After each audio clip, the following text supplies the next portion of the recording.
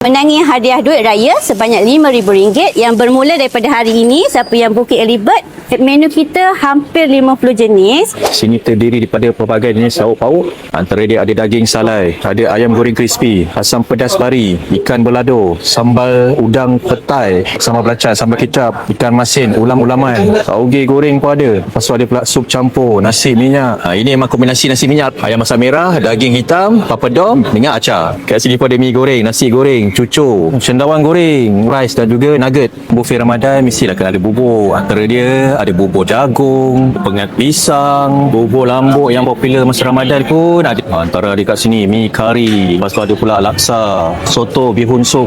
Air pun ada 4 jenis air balang kat sini, seperti air soda blue lemon, jagung float, bandung cincau. Selain pada air balang, ada juga kopi o panas, teh tarik. Dekat sini pun ada pelbagai jenis kuih muih. Dessert pun ada bermacam-macam jenis. Oh, ais krim Malaysia ada apa ni? Macam lah. Untuk buffet Salomat Sampodeh ni, kita akan buat daripada 23 Februari sampai 17 Mac. Saya menjemput semua untuk datang nikmati buffet Salomat Sampodeh. Kita ada juga makan dan menang dan